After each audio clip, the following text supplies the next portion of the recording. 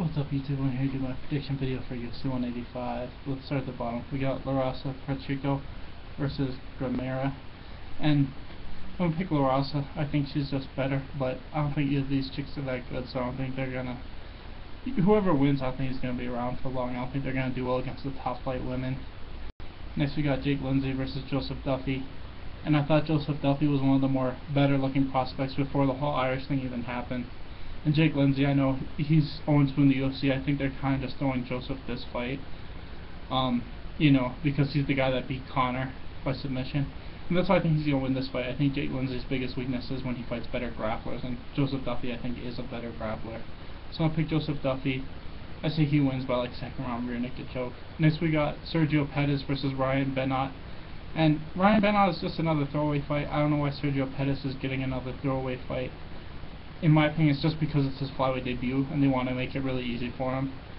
And I think that's what this is, it's just an easy fight for Sergio to get comfortable at flyweight. And I think he wins by decision just because he hasn't finished everybody in the UFC yet, so I think he continues that trend of not finishing guys. Next we got Jared Rosholt versus Josh Copeland. And I think Jared Rosholt is still one of the better guys at heavyweight. There isn't a whole lot of prospects, and I think he's one of the few. I think he just uses wrestling to get a dominant win. Either he wins by decision or late TKO, but I think Jared Rosholt is, better wrestling, better conditioning, wins this one. Next we got Darren Cruikshank versus Daniel Bardouche. I think Bardouche could win this fight if he goes to the ground, but I don't think his wrestling is good enough to get Darren to the ground. And I think this is either Darren wins this fight by easy decision or he wins by crazy head kick knockout. I don't really see this fight going any other way but that. But yeah, Darren Cruikshank. Next we got Elias Theodorou versus Roger Navarez. And Roger Navarez, in my opinion, isn't that good. I thought he lost his fight to Luke Barnett. And I wish this fight was Elias versus Luke, because I think that fight would be awesome. But it's not. I think Elias wins this one pretty easily. I think the first round, maybe the first half of the second round will be close, but eventually Elias is just going to wear this guy down and probably get an early third round TKO. Next we got Ross Pearson versus Sam Stout. And this is the fight I do think is going to be fight of the night. I think this fight is going to be a back and forth war, but I think Sam Stout wins by just a tiny bit. This one's, in my opinion, the hardest fight to call on the whole card, but I do think Sam Stout's going to win by just a tiny bit. On to the main card. We got Chris Carriazo versus Henry Cejudo.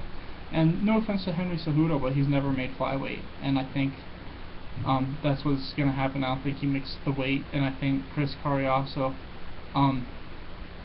Chris Carriazo doesn't lose to guys outside the top 15, so I think Chris Carriazo is going to win this fight by decision. I think Henry Cejudo just needs to fight at 135.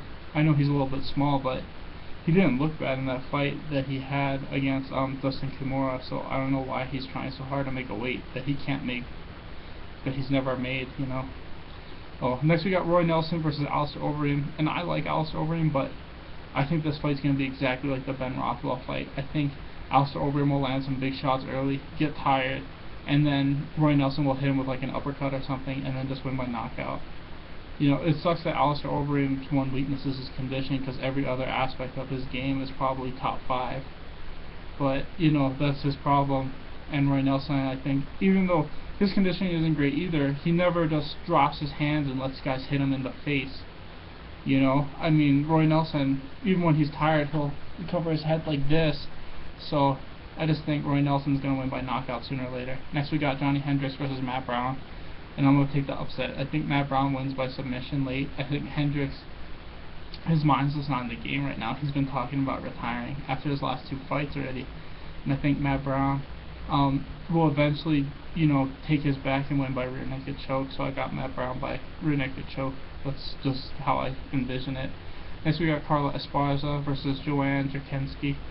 And I really don't know. No, I honestly really don't care. I haven't seen these women fight long enough to care that much. I'm gonna pick Joanna, but I could easily see Carla winning this fight. Like I said, I haven't seen either of them fight long enough to care.